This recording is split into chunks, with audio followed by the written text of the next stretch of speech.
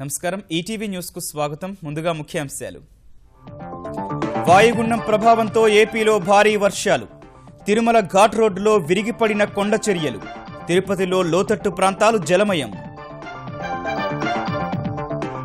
కేంద్ర పథకాల్లో రాష్ట్రాలకు స్వేచ్ఛ 4 వర్గీకరణలతో మార్పులు చేసిన ఎన్డీఏ సర్కారు తెలంగాణ ప్రభుత్వానికి లేఖ రాసిన కేంద్ర ఆర్థిక శాఖ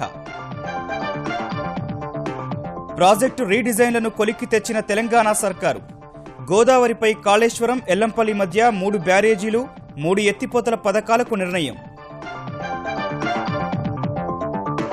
రాయలసీమను హార్టికల్చర్ హబ్గా మలుస్తామన్న చంద్రబాబు ప్రాజెక్టులు త్వరగా పూర్తి చేస్తామని హామీ నేడు హంద్రీనీవా పనుల పరిశీలన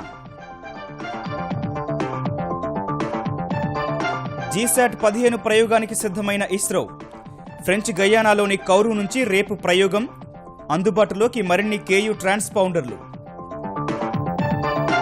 ఒకే హోదా ఒకే పింఛన్పై మాజీ సైనికుల ఆందోళన ఉధృతం నేటి నుంచి పథకాలను తిరిగిచ్చేయాలనే నిర్ణయం రక్షణ మంత్రి వ్యాఖ్యలపై ఆగ్రహం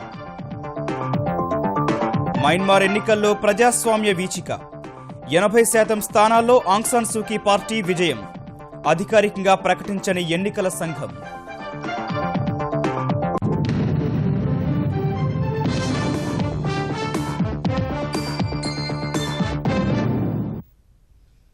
కడలూరు వద్ద తీరం దాటిన వాయుగుండం ప్రభావంతో తమిళనాడు పుదుచ్చేరితో పాటు ఆంధ్రప్రదేశ్లోనూ భారీ వర్షాలు కురుస్తున్నాయి. నెల్లూరు, ప్రకాశం, చిత్తూరు జిల్లాల్లో కురిసిన వర్షాలకు లోతట్టు ప్రాంతాలు జలమయమయ్యాయి. వర్షాలకు తిరుమల ఘాట్ రోడ్డులో కొండచర్యలు, చెట్లు విరిగిపడుతున్నాయి. తిరుపతిలోని లోతట్టు ప్రాంతాల్లోకి నీరు చేరడంతో పలు కాలనీలను ఖాళీ చేయించారు. బంగాళాఖాతంలో ఏర్పడిన తీవ్ర వాయుగుండం చెన్నై, పుదుచ్చేరి మధ్యలోని కడలూరు వద్ద క్రమంగా బలహీనపడుతోంది. దాని ప్రభావంతో తమిళనాడు, పుదుచ్చేరితో పాటు చిత్తూరు, నెల్లూరు, ప్రకాశం జిల్లాల్లో 24 గంటల పాటు విస్తారంగా 1-2 చోట్ల భారీ వర్షాలు కురిసే అవకాశముందని అధికారులు తెలిపారు. వాయుగుండం ప్రభావంతో నెల్లూరు జిల్లాలో కురుస్తున్న వర్షాలకు పల్లపు ప్రాంతాలు జలమయమయ్యాయి. గాలులకు కొన్ని చోట్ల చెట్లు విరిగిపడి విద్యుత్తు సరఫరాకు అంతరాయం ఏర్పడింది. ప్రకాశం జిల్లాలో మోస్తరు వర్షాలు కురుస్తున్నాయి. భారీ వర్షాలు కురిసే అవకాశం ఉందనే హెచ్చరికలతో తీర ప్రాంతాల్లో పర్యవేక్షణకు ప్రత్యేక అధికారులను నియమించారు.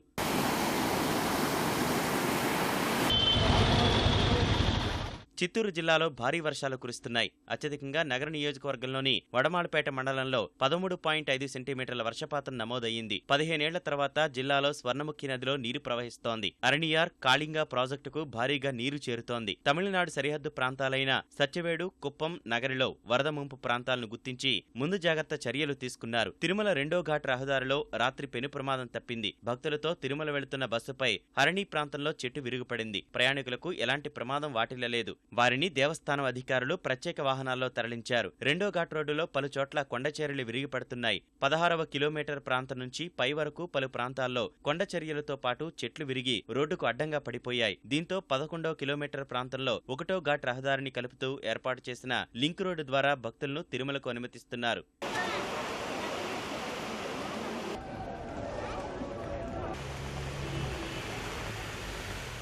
తిరుపతిలో భారీ వర్షాలకు పలు కాలనీల్లో ఇళ్లలోకి నీళ్లు ప్రవేశించగా స్థానికులను పునరావాస కేంద్రాలకు తరలించారు. మధురానగర్ ప్రాంతంలో ముందు జాగ్రత్తగా 70 కుటుంబాలను పునరావాస ప్రాంతానికి తరలించారు. పద్మావతి కళ్యాణ మండపంతో పాటు కొత్తపల్లి ప్రాంతాల్లో పురపాలక సంఘం పాఠశాలల్లో పునరావాస కేంద్రాలను ఏర్పాటు చేశారు. తిరుపతిలోని కేటీ రహదారిలో ప్రయాణిస్తున్న కారుపై చెట్టు విరుగుపడి 2 వ్యక్తులకు గాయాలయ్యాయి. కడప జిల్లా రైల్వే కోడూరులో అత్యధికంగా 68 మిల్లీమీటర్ల వర్షపాతం నమోదయ్యింది. వర్షాలపై అప్రమత్తంగా ఉండాలని కోస్తా జిల్లాల అధికారులను ఆంధ్రప్రదేశ్ సీఎస్ ఆదేశించారు. తిరుమలలో ఎడతెరిపి లేని వర్షంతో కాలువలు పొంగుతున్నాయి. కొండచర్యలు పడే ప్రాంతాల్లో సిబ్బందిని నియమించిన తిరుమల తిరుపతి దేవస్థానం ఎలాంటి ప్రమాదం జరగకుండా వాహనదారులను అప్రమత్తం చేస్తోంది. ఎగువ, దిగువ కనుమ రహదారుల్లో వాహనాలను అనుమతిస్తోంది. కనుమదారుల్లో క్రేన్లు, ప్రొక్లైన్లను మోహరించింది. రహదారిపై పడిన కొండచర్యలను, వృక్షాలను వేగంగా తొలగించే ప్రక్రియను చేపట్టింది. కేంద్ర సౌజన్య పథకాల్లో ఇకపై రాష్ట్రాలకు స్వేచ్ఛనిస్తూ ఎన్డీఏ సర్కార్ నిర్ణయం తీసుకుంది. కేంద్ర పథకాలను ఇకపై 4 వర్గీకరణలుగా చేసింది. ఆయా వర్గీకరణలను బట్టి కొన్ని పథకాల అమలు రాష్ట్రాల ఇష్టానికి వదిలిపెట్టింది. 7ంటికి మాత్రమే కేంద్రం పూర్తిగా నిధులు అందచేయనుంది. ముఖ్యమంత్రుల కమిటీ సిఫార్సులతో కేంద్రం ఈ మేరకు నిర్ణయం తీసుకుంది. తెలంగాణ ఆర్థిక శాఖకు రాసిన లేఖ ద్వారా ఈ విషయాలను కేంద్ర ఆర్థిక శాఖ వెల్లడించింది. కేంద్ర పథకాల స్వరూపం మారబోతోంది. సంస్కరణల ప్రక్రియలో భాగంగా పథకాల్లో మార్పులకు మోదీ సర్కార్ శ్రీకారం చుట్టింది. ఇక 4 వర్గీకరణలతో కేంద్ర పథకాలు ఉండబోతున్నాయి. ముఖ్యమంత్రి కేసీఆర్ సహా 10 రాష్ట్రాల ముఖ్యమంత్రులు సభ్యులైన నీతి ఆయోగ్ కమిటీ చేసిన సిఫార్సుల నేపథ్యంలో మార్పులను ఆమోదిస్తూ కేంద్ర ఆర్థిక శాఖ తెలంగాణ ఆర్థిక శాఖకు లేఖ రాసింది. కేంద్ర పథకాల సంఖ్యను ప్రస్తుతం ఉన్న 72 నుంచి 30కి కుదించాలని, ప్రతి పథకంలోనూ 25% మొత్తాన్ని రాష్ట్రాలు తమకు కావలసిన రీతిలో ఖర్చు పెట్టుకోగలిగేలా వెసులుబాటు ఉండాలని నీతి ఆయోగ్ కమిటీ సిఫార్సు చేసింది. కమిటీ సిఫార్సు చేసినట్లుగా పథకాలను 30కి కుదించడం కాకుండా మరో రూపంలో కేంద్రం సంస్కరణలు తెచ్చింది. కేంద్రం మార్చిన దాని ప్రకారం మొదటి వర్గీకరణలో 7 ముఖ్యమైన పథకాలుంటాయి. వాటికి ఇప్పటి మాదిరిగానే కేంద్రమే పూర్తిగా నిధులను అందించనుంది. ఉపాధి హామీ పథకం, సామాజిక పింఛన్లు, ఎస్సీ, ఎస్టీ, బీసీ, మైనార్టీలు, వికలాంగుల పథకాలు మొదటి వర్గీకరణలో ఉంటాయి. జాతీయ అభివృద్ధి అజెండాలో భాగంగా కోర్ పథకాలుగా భావించే 17 పథకాలను రెండో వర్గీకరణలో కేంద్రం పొందుపరిచింది. రెండో వర్గీకరణలో కేంద్ర రాష్ట్ర ప్రభుత్వాల నిధుల వాటా 60:40 నిష్పత్తిలో ఉంటుంది. 1, 2 వర్గీకరణలో ఉండని పథకాలన్నీ మూడో వర్గీకరణలో ఉంటాయి. వాటి అమలు రాష్ట్రాల ఐచ్ఛికం. వీటికి కేంద్ర రాష్ట్రాల వాటా 50:50 నిష్పత్తిలో ఉంటుంది. విదేశీ నిధులతో సేవా సంస్థల ద్వారా అమలు చేసే ఎయిడ్స్, ఎస్టీడీ నియంత్రణ, నైపుణ్యం పెంపునకు ఇటీవల ప్రారంభించిన కౌశల్ వికాస్ యోజన, జాతీయ వ్యాధి నిరోధకం, నేరాల నియంత్రణ వంటి కార్యక్రమాలను 4వ వర్గీకరణలో చేర్చారు.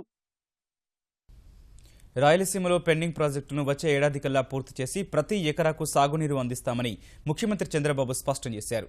కర్నూలు పర్యటన తర్వాత కడప జిల్లా గండికోట జలాశయం వద్దకు చేరుకున్న ఆయన రాత్రి అక్కడే బస చేశారు. నేడు అనంతపురం జిల్లా కొత్తపల్లి వద్ద హంద్రీనీవా పనులను స్వయంగా పరిశీలిస్తారు. సాగునీటి ప్రాజెక్టులను వేగంగా పూర్తి చేయించేందుకు ఆంధ్రప్రదేశ్ ముఖ్యమంత్రి ప్రాజెక్టుల బాట పట్టారు. కర్నూలు జిల్లాలో ఉర్దూ విశ్వవిద్యాలయానికి శంకుస్థాపన చేసిన తర్వాత వర్షం కారణంగా బాగా ఆలస్యంగా కడప జిల్లా ముద్దునూరు చేరుకున్న ముఖ్యమంత్రి మీ ఇంటికి మీ భూమి కార్యక్రమంలో పాల్గొన్నారు. కడపలో కేసీ కెనాల కింద సాగు చేసిన పంటలు ఎండిపోకుండా చూస్తామని రైతులకు హామీ ఇచ్చారు. రాయలసీమని ఒక హార్టికల్చర్ హబ్గా తయారు చేయాలని, దానికి కడప నాంది పరకాలని, ముందుకు పోవాలని ఆలోచిస్తున్నాను. రాబోయే సంవత్సరం గండికోటకి పూర్తిగా నీళ్లు తీసుకొస్తాం. మైలవరం పూర్తి చేస్తాం. సర్వారాయ సాగర్ కూడా పూర్తి చేసి కడప వరకు నీళ్లు తీసుకుపోయే బాధ్యత ఈ ప్రభుత్వం తీసుకుంటామని చెప్పి కూడా నేను మీకు తెలియజేస్తున్నాను. రాయలసీమ అభివృద్ధిపై రాజకీయాలు తగదన్న ముఖ్యమంత్రి విపక్షాలకు చురకలంటించారు. నిరుద్యోగుల రాజకీయ సమస్య కోసం రాయలసీమ ఉద్యమాలు కావాలి. ఎక్కడి నుంచి వచ్చానని అడుగుతున్నా. నేను ఇక్కడే పుట్టాను తమ్ముళ్ళు. నా దగ్గర పప్పులు ఉడకు. ఆ విషయం గుర్తుపెట్టుకోవాల్సిన అవసరం ఉంది. నేను సవాలు విసురుతున్నా. నేనేం చేశానో, ఏం చేయబోతున్నానో, ఏ ఫలితాలు ఈ ప్రాంతానికి ఇస్తానో నేను చెప్తాను. మీకు శక్తి ఉంటే మీరేం చేశారు, మీరు చేసిన దానివల్ల ఈ ప్రజానీకానికి ఏమి ఒరిగిందో మీరు చెప్పడానికి సిద్ధంగా ఉండమని మరొకసారి ఆ నాయకులకు చెప్తున్నా. అనంతరం గండికోట వద్ద గాలేరు నగరి సుజల స్రవంతి వరద కాలువపై జరుగుతున్న పనుల తీరును అడిగి తెలుసుకున్నారు. అలసత్వం వహించిన ఇంజనీర్, గుత్తేదారులపై ఆగ్రహం వ్యక్తం చేశారు. పెడితే అప్పుడు మీకు తెలుస్తుంది what is the power of government అని. అంతవరకు మీకు అర్థం కావడం లేదు. అడుక్కుంటామంటే మీరు ఎవరికి ఉండాలంటే పర్వాలేదే, ఏమని చేస్తారని తీరికి వచ్చేసారు మీరు. నేడు అనంతపురం జిల్లాకు వెళ్లనున్న ముఖ్యమంత్రి కొత్తపల్లి వద్ద హంద్రీనివా 2వ దశలోని 2-3 ప్యాకేజీల్లో పనులు తనిఖీ చేస్తారు. అక్కడి నుంచి పుట్టపర్తి చేరుకుని ప్రత్యేక విమానంలో విజయవాడకు వెళ్తారు. సాగునీటి పథకాల పునరాకృతిని తెలంగాణ ప్రభుత్వం కొలికి తెచ్చింది. గోదావరిపై చేపట్టే కాళేశ్వరం ఎత్తిపోతల పథకంలో కాలువ ద్వారా నీటి మళ్లింపులో సమస్యల దృష్ట్యా కీలక మార్పులు చేసింది. సమగ్ర అధ్యయనం తర్వాతే కొత్తగా ప్రతిపాదించిన బ్యారేజీలు నిర్మించే స్థలాన్ని తెలంగాణ నీటిపారుదల శాఖ ఖరారు చేయనుంది. సాగునీటి పథకాల నిర్మాణంలో భవిష్యత్తులో ఎలాంటి ఇబ్బందులు తలెత్తకుండా తెలంగాణ ప్రభుత్వం చర్యలు తీసుకుంటోంది. ప్రాణహిత చేవెళ్ల పథకం పునరాకృతిలో భాగంగా కాళేశ్వరం దిగువన మేడిగడ్డ వద్ద బ్యారేజీ నిర్మించాలని నిర్ణయించింది. ఎల్లంపల్లి వరకు కాల్వ నిర్మించాలంటే బొగ్గు గనులు, శీతల టవర్లు, గ్రామాలు, అటవీ ప్రాంతం తదితరాలు అవరోధంగా ఉన్నందున గోదావరి నదినే మళ్లింపునకు వినియోగించుకోవాలని దాదాపు నిర్ణయించింది. మారిన ప్రతిపాదన ప్రకారం ప్రాణహిత, శబరి, ఇంద్రావతి ఉపనదుల నీటిని మళ్లించాలని ప్రభుత్వం భావిస్తోంది. మారబోతోంది. కాళేశ్వరం వద్ద గోదావరి నీటి మట్టం 92 మీటర్లు ఉంటుంది. ఇక్కడి నుంచి నీటిని ఎత్తిపోతల ద్వారా కొత్తగా నిర్మించే బ్యారేజీలోనికి తరలిస్తారు. అక్కడి నుంచి నీటిని ఎత్తిపోసి దిగువన నిల్వ చేయడానికి మరో బ్యారేజీ నిర్మించనున్నారు. రెండో బ్యారేజీ మానేరు నది వచ్చి గోదావరిలో కలిసే చోట నిర్మిస్తారు. ఇక్కడి నుంచి ఎల్లంపల్లికి ఎత్తిపోస్తారు. ఈ ప్రణాళిక ప్రకారం 3 ఎత్తిపోతలు 2 బ్యారేజీల ద్వారా ఎల్లంపల్లికి నీరు చేరుతుంది. ఎల్లంపల్లికి వరద ఉన్నప్పుడు కాళేశ్వరం నుంచి ఎత్తిపోతలను నిలిపివేస్తారు. శ్రీరామ్ సాగర్ కు వరద వచ్చి మిడ్మానేరుకు ప్రవాహం పెరిగినప్పుడు కూడా ఎత్తిపోతలను నిలిపివేస్తారు. కొమరవెల్లి మల్లన్న సాగర్ నుంచి కొండపోచమ్మ రిజర్వాయర్ కు నీరు రాకముందే కొంత నీటిని నల్గొండ జిల్లాలో నిర్మించే 2 రిజర్వాయర్లకు మళ్లించనున్నారు. మొదట 9.8 టీఎంసీల సామర్థ్యంతో ప్రతిపాదించిన గంధమల్ల జలాశయం సామర్థ్యాన్ని 4 టీఎంసీలకు తగ్గించనున్నారు. దేవాదుల ఆయకట్టు స్థిరీకరణకు కంతనపల్లి వద్ద చేపట్టిన బ్యారేజీ స్థలాన్ని మార్చి కొత్తూరు తుపాకులగూడెం మధ్యలో నిర్మించాలని నిర్ణయించారు. కరీంనగర్ జిల్లాలోని మహదేవ్పూర్ మండలంలో 45,000 ఎకరాలకు నీటిని సరఫరా చేయాల్సి ఉంది. ప్రస్తుతం దేవాదుల ఎత్తిపోతల పథకంలో భాగంగా నిర్మించిన భీమ్గన్పూర్ రిజర్వాయర్ నుంచి కాటారం వద్దకు నీటిని మళ్లించేలా మార్పు చేశారు. జలహారం పనుల్లో వేగం పెంచేందుకు తెలంగాణ ప్రభుత్వం చర్యలు తీసుకుంటోంది. పైప్లైన్లు వేసేందుకు వివిధ శాఖల నుంచి రావాల్సిన అనుమతులపై తెలంగాణ పంచాయతీరాజ్ శాఖ దృష్టి పెట్టింది. ఈ మేరకు రైల్వే, అటవీ శాఖల అధికారులతో పంచాయతీరాజ్ ప్రత్యేక ప్రధాన కార్యదర్శి ఎస్పీ సింగ్ సమావేశమై జలహారం లక్ష్యం, పనుల పురోగతిని వివరించి త్వరగా అనుమతులిప్పించాలని కోరారు. రైల్వే తరపున పూర్తిగా సహకారం అందిస్తామన్న principal chief engineer SN Singh పర్యవేక్షణ కోసం నోడల్ అధికారిని నియమిస్తామని హామీ ఇచ్చారు. రైల్వే క్రాసింగ్ల వద్ద పనులను ఇరు శాఖల ఇంజనీర్లతో సంయుక్త తనిఖీ చేయాలని నిర్ణయించారు. జలహారం పనులకు సహకరిస్తామని అదనపు ప్రధాన ముఖ్య అటవీ శాఖ అధికారిని శోభ తెలిపారు. గుంటూరు సమీపంలోని లాం ఫామ్లో ఈ నెల 16న ఆచార్య ఎన్జీ రంగా వ్యవసాయ విశ్వవిద్యాలయానికి శంకుస్థాపన జరగనుంది. కేంద్ర వ్యవసాయ మంత్రి రాధామోహన్ సింగ్ ముఖ్య అతిథిగా హాజరు కానున్న కార్యక్రమ నిర్వహణకు వర్సిటీ ఉన్నతాధికారులు ఏర్పాట్లను ముమ్మరం చేస్తున్నారు. ఇప్పటికే ఆంధ్రప్రదేశ్కు విశ్వవిద్యాలయ తరలింపు ప్రక్రియను వేగవంతం చేసిన అధికారులు గుంటూరులో ఉపకులపతి, ఇతర అధికారుల కార్యాలయాలను ప్రారంభించారు. వ్యవసాయ కోర్సుల సీట్ల సంఖ్యను మరో 25% వరకు పెంచుతామని తెలిపారు. నారా చంద్రబాబు నాయుడు గారి యొక్క సూచనల మేరకు, మరి వారి అభిష్టం మేరకు దీన్ని ప్రతిష్టాత్మకంగా ఈ వ్యవసాయ విశ్వవిద్యాలయాన్ని ఒక జాతీయ ప్రాముఖ్యత కలిగిన సంస్థగా దీన్ని రూపుదిద్దుకోవడానికి కేంద్ర ప్రభుత్వం సహాయం చేయడానికి ముందుకు వస్తూ ఉంది. 10,000 మంది రైతులు, సుమారు 1,500 మంది విద్యార్థులు కూడా ఆ కార్యక్రమంలో పాల్పంచడానికి వస్తున్నారు. దేవాదాయ శాఖ భూములను ఇకపై శాశ్వత ప్రాతిపదికన కేటాయించడం, అమ్మడాన్ని నిషేధిస్తూ ఆంధ్రప్రదేశ్ సర్కారు ఉత్తర్వులు జారీ చేసింది. ఈ మేరకు దేవాదాయ భూముల వేలం, కేటాయింపులు, లీజు వసూళ్ల నిబంధనలను సవరిస్తూ 5 ఉత్తర్వులు జారీ చేసింది. దేవాలయాలు, మఠాలు, ఇతర సత్రాల కింద ఉన్న భూములను ఎట్టి పరిస్థితుల్లోనూ విక్రయించరాదని స్పష్టం చేసింది. ఇప్పటికే ఇచ్చిన లీజులను వాటి కేటగిరీని బట్టి ఏటా 10% పెంచుతూ గరిష్టంగా 3 ఏళ్లు దాటిన వాటికి మళ్లీ వేలంపాట నిర్వహించాలని పేర్కొంది. ఒకే వ్యక్తి లేదా వ్యక్తులు, సంస్థలకు 11 ఏళ్లకు మించి ఈ ఆస్తులను లీజుకు ఇవ్వకూడదని నిర్ణయించింది. మరోవైపు దేవాదాయ ట్రైబ్యునల్ను గుంటూరు జిల్లా పెదకాకాని శ్రీ వేణుగోపాలస్వామి ఆలయంలో తాత్కాలికంగా ఏర్పాటు చేసేందుకు ఆంధ్రప్రదేశ్ ప్రభుత్వం ఉత్తర్వులిచ్చింది. మయన్మార్ ఎన్నికల్లో ప్రతిపక్ష నేత, ప్రజాస్వామ్య పోరాట యోధురాలు ఆంగ్ సాన్ సూకీ పార్టీ ఘన విజయం సాధించింది. దశాబ్దాల పాటు సైనిక పాలన, వారి మద్దతు ఉన్న పార్టీల పాలనలోనే ఉన్న మయన్మార్లో ఆదివారం ఎన్నికలు జరిగాయి. జాతీయ పార్లమెంటు, అసెంబ్లీలకు ఉమ్మడిగా పోలింగ్ నిర్వహించగా సూకీ నేతృత్వంలోని ఎన్ఎల్డీ దాదాపు 80% స్థానాలను గెలుచుకుంది. అతిపెద్ద నగరమైన యాంగాన్లోని 45 స్థానాలకు గాను 44 తమ పార్టీ గెలుచుకున్నట్లు ఎన్ఎల్డీ ప్రతినిధులు తెలిపారు. మిగిలిన ప్రాంతాల్లోనూ ఇదే విధమైన ఫలితాలొచ్చాయని వెల్లడించారు. ఈ ఫలితాల్లో సైనిక మద్దతున్న union solidarity and development party USDP అధ్యక్షుడు సహా అనేక మంది దిగ్గజాలు ఓటమి పాలయ్యారు. ఫలితాలను మయన్మార్ ఎన్నికల సంఘం ఇంకా ప్రకటించాల్సి ఉంది. 2016-17 బడ్జెట్ కసరత్తులను తెలంగాణ సర్కారు మొదలుపెట్టింది. అంచనాల తయారీ మార్గదర్శకాలను జారీ చేసిన తెలంగాణ ఆర్థిక శాఖ ఈ నెల 20లోపు బడ్జెట్ ప్రతిపాదనలు సమర్పించాలని అన్ని శాఖలకు సూచించింది. త్రాగునీరు, విద్య, వైద్యం, రహదారులు, రవాణా వంటి రంగాల్లో ప్రమాణాలు మెరుగయ్యేలా అంచనాలుండాలని సూచించింది. బడ్జెట్ ప్రణాళికలో చేర్చే పథకాలపై జాగ్రత్తగా వ్యవహరించాలని స్పష్టం చేసింది. ప్రణాళికేతర కేటాయింపులను ఉమ్మడిగా చూపరాదని తేల్చి చెప్పింది. కేంద్ర ప్రాయోజిత పథకాల్లో కేంద్రం, రాష్ట్ర వాటాలను స్పష్టంగా పేర్కొనాలని సూచించింది. ఇప్పటికే మంజూరు చేసిన పథకాలకు సంబంధించి వచ్చే ఏడాది అవసరాలను అంచనాల్లో పేర్కొనాలని స్పష్టం చేసింది. బడ్జెట్ ప్రతిపాదనలు పంపడంలో జాప్యం జరగకుండా చూడాలని తెలంగాణ ఆర్థిక శాఖ స్పష్టం చేసింది. పోలవరం ముంపు మండలాల రికార్డులను తెలంగాణ ప్రభుత్వం నుంచి వీలైనంత త్వరగా తీసుకొచ్చేందుకు చర్యలు చేపట్టాలని ఆంధ్రప్రదేశ్ ప్రభుత్వ ప్రధాన కార్యదర్శి ఐవైఆర్ కృష్ణారావు రెవెన్యూ శాఖను ఆదేశించారు. ప్రాథమిక రికార్డులు లేకపోవడం వల్ల ఆ మండలాల ప్రజలకు అందాల్సిన సేవలు, ప్రయోజనాలకు విఘాతం కలుగుతోందని ఆయన తెలిపారు. వివిధ ప్రభుత్వ పథకాల అమలుపై ఉన్నతాధికారులు, జిల్లా కలెక్టర్లతో వీడియో కాన్ఫరెన్స్ నిర్వహించిన కృష్ణారావు ఉపాధి హామీ పథకంపై సమీక్షకు అన్ని జిల్లాల్లోనూ ఒకే రోజును కేటాయించాలని సూచించారు. వచ్చే ఆర్థిక సంవత్సరానికి వాస్తవ లెక్కలతో కూడిన బడ్జెట్ రూపకల్పనకు అన్ని శాఖల నుంచి క్షేత్రస్థాయిలో ఖర్చు చేసిన నిధుల వివరాలను ఎప్పటికప్పుడు అందించాలని ఆర్థిక శాఖ ముఖ్య కార్యదర్శి పివి రమేష్ ఈ సందర్భంగా కోరారు. ప్రైవేటు పాఠశాలలో చదివే 10వ తరగతి విద్యార్థుల పరీక్షా ఫీజును పెంచాలని తెలంగాణ ప్రభుత్వం యోచిస్తోంది. ఇప్పటివరకు ప్రభుత్వ, ప్రైవేటు విద్యార్థులకు ఫీజు సమానంగా ఉండగా వచ్చే ఏడాది నుంచి ప్రైవేటు విద్యార్థులకు ఫీజు పెంచాలని నిర్ణయించారు. ప్రస్తుతం 10వ తరగతి పరీక్షా ఫీజు ₹125గా ఉంది. విద్యార్థి కుటుంబ వార్షిక ఆదాయం 24,000 రూపాయల లోపుంటే ఈ మొత్తాన్ని మినహాయిస్తున్నారు. ఒక్కో విద్యార్థి పరీక్ష నిర్వహణకు తెలంగాణ ఎస్ఎస్వి బోర్డుకు ₹400 ఖర్చవుతోంది. జవాబు పత్రాల మూల్యాంకనానికి రోజుకు ఒక్కో ఉపాధ్యాయుడికి ₹650 నుంచి ₹700 చెల్లిస్తున్నారు. వివిధ రూపాల్లో బోర్డుకు 11 కోట్ల ఆదాయం వస్తుంటే ఖర్చు ఏటా 25 కోట్లు అవుతోంది. అంటే 12 కోట్లను ప్రభుత్వమే భరిస్తోంది. ప్రస్తుతం వసూలు చేస్తున్న పరీక్షా రుసుము 10 ఏళ్ల క్రితం నిర్ణయించింది. అప్పటి నుంచి మళ్లీ పెంచలేదు. చిన్ననీటి వనరుల్లో జలసిరిని ఒడిసిపట్టడమే లక్ష్యంగా తెలంగాణ సర్కారు చేపట్టిన మిషన్ కాకతీయలో చెరువు సిక్కం భూముల వ్యవహారం ఇంజనీర్లకు తలనొప్పిగా మారింది. మొదటి దశ చెరువుల పునరుద్ధరణలో ఫీడర్ కాలువకు మరమ్మతులు, పూడికి మట్టి తీయడం వంటి పనులను ఇంజనీర్లు చేపట్టారు.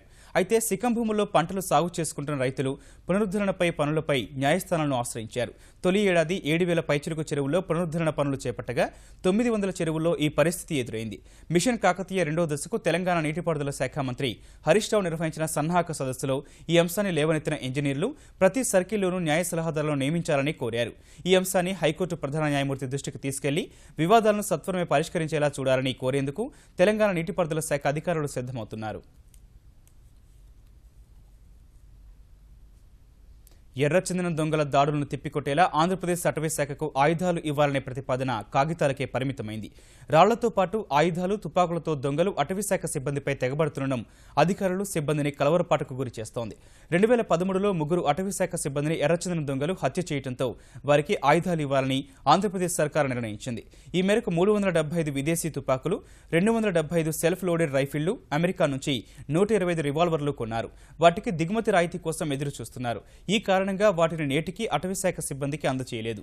నేడు అటవీశాఖ అమరవీరుల సంస్మరణ దినోత్సవం సందర్భంగా తిరుపతిలో నిర్వహించే కార్యక్రమంలో ఈ అంశాన్ని ఆంధ్రప్రదేశ్ అటవీశాఖ మంత్రి దృష్టికి తీసుకెళ్లాలని ఉద్యోగ సంఘాలు నిర్ణయం తీసుకున్నాయి. ఈ నెల 12 నుంచి వాహనదారులు తప్పనిసరిగా స్థిరస్థానం ధరించాలని ఆంధ్రప్రదేశ్ రవాణా శాఖ మంత్రి సిద్ధా రాఘవరావు పునరుద్ఘాటించారు. జనవరి నుంచి ఈ నిబంధన తప్పనిసరి చేయాలని భావించినప్పటికీ సుప్రీంకోర్టు నియమించిన కమిటీ ఆదేశాల మేరకు ముందుగానే అమలు చేయాలని నిర్ణయించినట్లు వెల్లడించారు. రాజమండ్రిలో రవాణా శాఖపై సమీక్ష నిర్వహించిన మంత్రి రోడ్డు ప్రమాదాలు జరగకుండా చర్యలు చేపట్టాలని ఆదేశించారు. ఆర్టీసీలో ఖాళీ పోస్టులను త్వరలోనే భర్తీ చేస్తామన్నారు.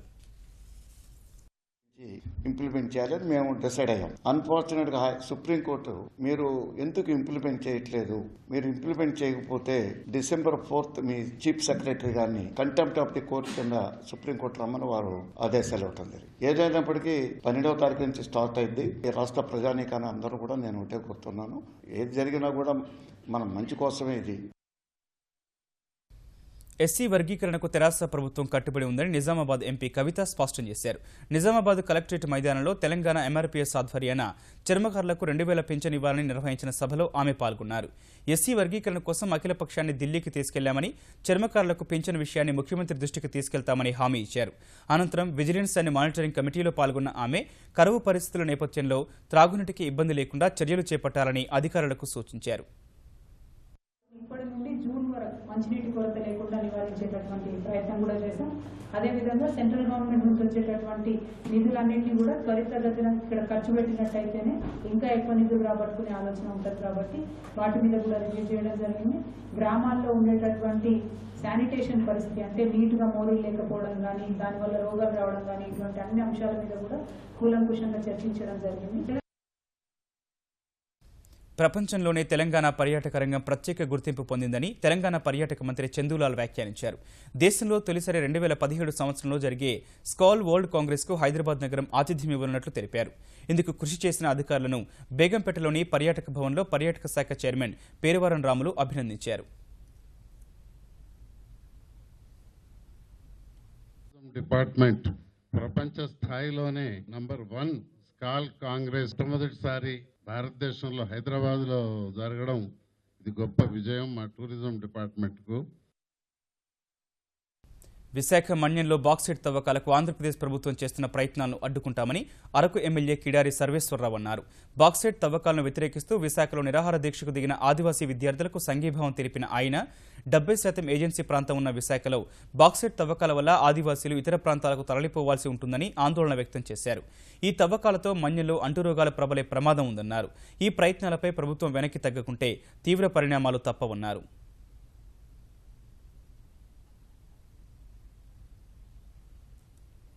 భారత అంతరిక్ష పరిశోధన సంస్థ ఇస్రో మరో భారీ ఉపగ్రహ ప్రయోగానికి సిద్ధమైంది. బుధవారం తెల్లవారుజామున 3:04 ఫ్రెంచ్ గయానాలోని కౌరు నుంచి జీశాట్ 15 ఉపగ్రహాన్ని నిర్ణీత కక్షలోకి పంపనుంది. ప్రస్తుతం సేవలందిస్తున్న ఇన్సాట్ 3A, 4B ఉపగ్రహాల కాలపరిమితి కొన్ని రోజుల్లో ముగియనుంది. వాటి స్థానంలో ఇస్రో కొత్తగా జీశాట్ 15 నింగిలోకి పంపనుంది. ఈ ఉపగ్రహం 12 ఏళ్లు సేవలందించనుంది. ఈ ఉపగ్రహంలోని 24 ట్రాన్స్పాండర్లు KU బ్యాండ్లో ఉన్నాయి. DTH, బ్రాడ్బ్యాండ్, టీవీ న్యూస్ ఛానళ్లకు సంబంధించిన DSNG సేవలను ఈ ఉపగ్రహం అందించనుంది. 3164 కిలోల బరువుండే జీశాట్ 15 కోసం ఇస్రో 660 కోట్లు ఖర్చు చేసింది. ఒకే హోదా ఒకే పింఛన్ అమలుపై కేంద్రం జారీ చేసిన నోటిఫికేషన్పై మాజీ సైనికులు తమ నిరసనను ఉధృతం చేయనున్నారు. నేటి నుంచి తమ పథకాలను తిరిగిచ్చేసే నిరసన కార్యక్రమానికి దిగనున్నారు. అన్ని డిమాండ్లు నెరవేర్చడం సాధ్యం కాదన్న రక్షణ మంత్రి మనోహర్ పారికర్ వ్యాఖ్యలపై విశ్రాంతి సైనిక సంఘాలు ధ్వజమెత్తాయి. ఒకే హోదా ఒకే పింఛన్ అనేది తమ ఏకైక డిమాండ్ అని, ఇందులో ప్రభుత్వం కొన్ని అంశాలు జొప్పించిందని ఆరోపించారు. సీనియర్ కంటే జూనియర్ ఎక్కువ పింఛన్ తీసుకోవడం జరగకూడదని వారు కోరుతున్నారు. ఢిల్లీ ఇందిరాగాంధీ విమానాశ్రయం వెలుపల టెర్మినల్ 1 వద్ద తమ పథకాలను వాపసు ఇవ్వనున్నట్లు తెలిపారు. కేంద్రం నోటిఫికేషన్లో 24 లక్షల మంది మాజీ సైనికులు, 6 లక్షల మంది యుద్ధ వితంతువులకు మాత్రమే ఈ పథకాన్ని వర్తింపజేసింది. స్వచ్ఛంద పదవీ విరమణ పొందిన సాయుధ దళాల సిబ్బందికి ఈ పథకం వర్తించకపోవడంపై విశ్రాంతి సైనిక ఉద్యోగులు మండిపడుతున్నారు. ముఖ్యాంశాలు మరోసారి చూద్దాం. వాయుగుండం ప్రభావంతో ఏపీలో భారీ వర్షాలు. తిరుమల ఘాట్ రోడ్లో విరిగిపడిన కొండ చర్యలు. తిరుపతిలో లోతట్టు ప్రాంతాలు జలమయం. కేంద్ర పథకాల్లో రాష్ట్రాలకు స్వేచ్ఛ. 4 వర్గీకరణలతో మార్పులు చేసిన ఎన్డీఏ సర్కారు. తెలంగాణ ప్రభుత్వానికి లేఖ రాసిన కేంద్ర ఆర్థిక శాఖ. ప్రాజెక్టు రీడిజైన్లను కొలిక్కి తెచ్చిన తెలంగాణ సర్కారు. గోదావరిపై కాళేశ్వరం, ఎల్లంపల్లి మధ్య 3 బ్యారేజీలు, 3 ఎత్తిపోతల పథకాలకు నిర్ణయం. రాయలసీమను హార్టికల్చర్ హబ్గా మలుస్తామన్న చంద్రబాబు.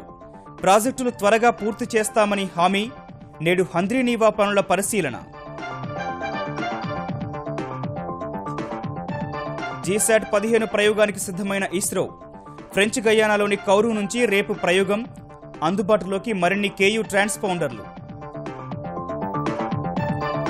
ఒకే హోదా ఒకే పింఛన్పై మాజీ సైనికుల ఆందోళన ఉధృతం.